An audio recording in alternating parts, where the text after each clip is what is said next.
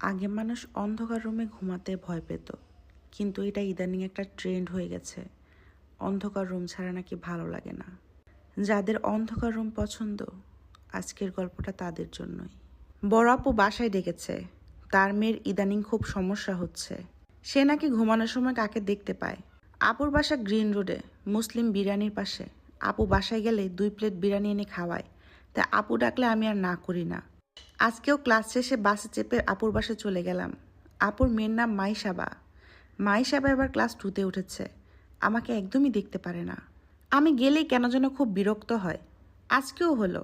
ওর মাকে সরাসরি বলল, আম্মু তুমি মামাকে ডেকেছো কেন? মামা যে বোকা, খালি বিরিয়ানি খেয়ে চলে যাবে, কোনো হেল্প করবে না। আপু বলল, তাহলে তোমার পাপাকে বলো। পাপা তো ব্যস্ত, তার তোমার কথা শোনার সময় নাই।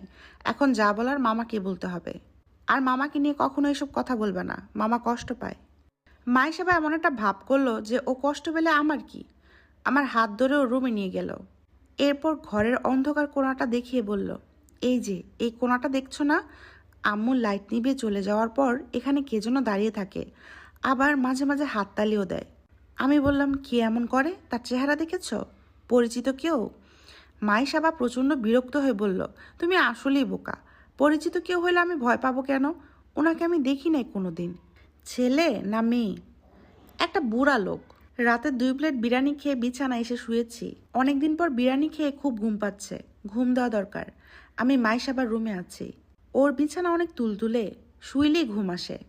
একটু তন্দ্রাভাব এসেছে, এর মাঝে ফোন বাজলো। তুলে দেখি সাদিক। এই কই তুই? আপুর বাসায় আসছি। রাতে ফিরবি না হলে? না, রাতে আর ফিরবো না। ধুর বেটা, বইলা যাবি না?